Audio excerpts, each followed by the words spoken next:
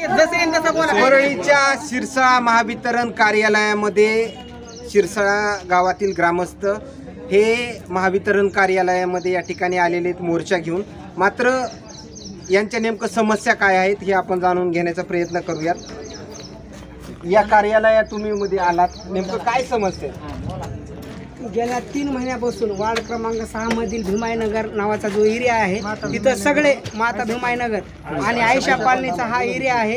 गेल्या 3 महिन्यापासून त्या एरियातली लाईट सुरळीत नाही आणि प्रशासनाला विद्युत महावितरण कंपनीच्या ऑफिसला वारंवार अर्ज करून निवेदनं देऊन किंवा लोकांनी सांगून तरी आणि यांच्यावर कुठलाच परिणाम झाला नाही आणि नाइलाजास्तव पूर्ण वार्डातली आणि त्या एरियातली लोक आज या ऑफिसच्या दारावर आंदोलनासाठी इथं आलेले आहेत।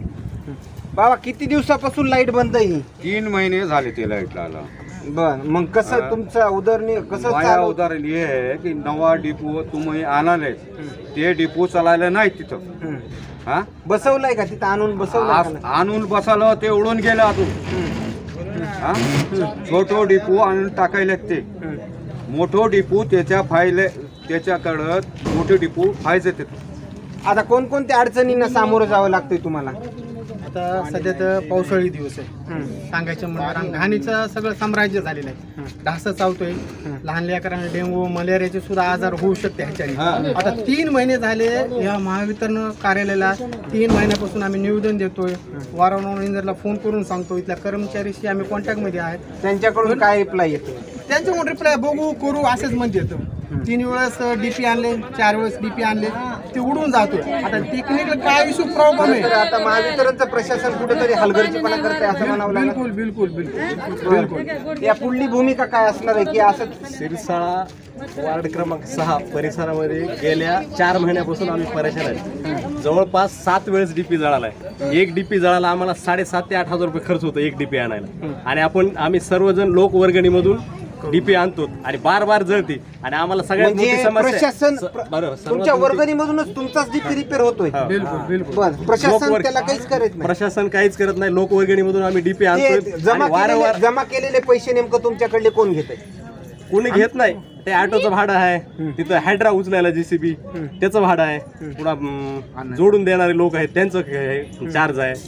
असं म्हणजे जळालेला डीपी महावितरण तुमचा नाही देत, उचलून तिथं परत आणून बसवत नाही बसत। आम्हाला JCB आणावं लागते, JCB ला 2,000 रुपये खर्च लागतोय उचलायला आणि ठेवायला।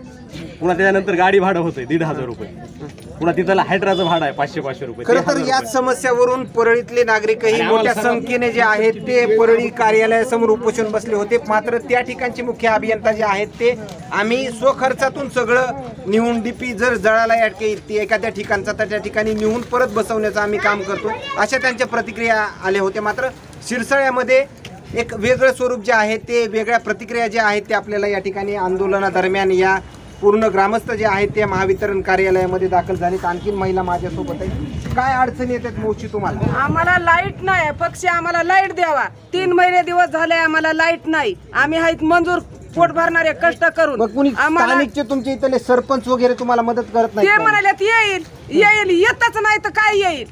यायचं नाही, ह्याच्याकडून पैसे घे, त्याच्याकडून मंजुरीला जावा, त्याला पैसे द्यावा, मंजुरीला जावा। आणली डीपीकी जळती केवढ्याची आणतात काय माहिती आहे? आम्हाला इंगळ्या निघाल्यात, इचे निघालेत, साप निघालेत, मच्छर चावायले, डेंगू व्हायला, तापी यायल्यात। आता आमचं गरीबाचं कुणी जर मनावर घ्या तर सगळ्या शिरसाळ्याची लाईट बंद करा। आमची केली तर अख्ख्या गावातली लाईट बंद करायची। त्याला म्हणजे जीव आहेत ना आम्हाला जीव नाही तर का? आम्ही माणसं नाहीत का? त्या माणसं आहेत का? काम बंद करून ह्या आंदोलनामध्ये सहभागी झाला? हो, काम सगळ्यांना आम्ही बंद करून आलो ह्याच्यामध्ये। आता कुठंतरी हे प्रशासन हलगर्जीपणा करतं असं म्हणावं लागेल का तुम्हाला? आमचं म्हणणं आहे लाईट सगळी बंद करा, तर आम्ही इथून उठणार नाही।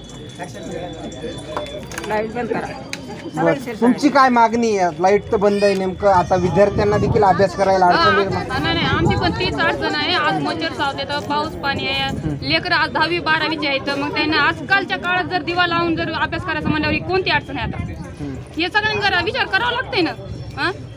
परिस्थिती बघितली तर आज आम्हाला- 25 ते 30 वर्षाखाली शिरसाळा पाठीमागं गेलं म्हणायचं. मग तसंच झालं त्याच्यावर म्हणायचं. तुम्ही दिव्यावर वगैरे हो हो आज 10वीचे लेकरं माझंच लेकरू दिवा लावून गोड तेलाचा दिवा लावून अभ्यास करते रात्रीच्याला. आम्ही इरबळ मोलमजुरी करतात आणि रात्रीच्याला चार्जिंग इकडे लावा तिकडे लावा मोबाईल तिकडून येऊन आम्ही स्वयंपाक पाणी त्या चार्जिंगच्या मोबाईलवर करतात. आता हे तुम्हाला काम तर काही सुधरत नसं लाईट वगैरे बंद असल्यामुळे. पाहुणे आलात का काय? पाहुण्यामध्ये काय बसायला लागलं? आता हे किती पैसे द्यावे लागतात ज्यावेळेस तुमचा डीपी जळतो त्यावेळेस प्रत्येक घराला किती पैसे? 100 रुपये घेते, बाहेर जोडा आला 500 रुपये घेते, टिकी जळाली 200 रुपये मागते, 400 रुपये मागते, सारखे कुठवर द्यायचे? सारखेच पैसे मागते, सारखे देतात आणि सारखे टेप्या जळते. सारखं देणं आहे, सारखं चालू आहे. म्हणजे डीपीला जरी काही प्रॉब्लेम झाले तरी तुम्हाला पैसे मागतात. नुसतं वायर जरी जोडायचं म्हणलं तरी जोडायचं असेल तरी पैसे द्यावाच लागतात आम्हाला. हर वस्तूला वायर कुठल्या म्हणजे घरात किती किती म्हणजे त्यावेळेस देखील प्रति वर्गणीतूनच तुम्हाला द्यावं लागतं त्यांचा. 100 रुपये पाहिजे. टिप गोळा करायचं नाही असलं तरी 500 रुपये मंजुरी करून खावा का त्यांच्या लाईटला भरावा आम्ही. लाईटला भरावं पीठ बी नाही घरी, चक्क्या बंद, पाणी बंद, टँकर घ्या 200 लिटर पाणी 100 रुपयाला. कसं पिन कसं देईन माणसं? पाण्याची अडचण कधी? पाण्याची अडचण आहे, पीठ नाही घरी, पाणी नाही, मच्छर मरून जायचे. आता ते मालक नाही माझं.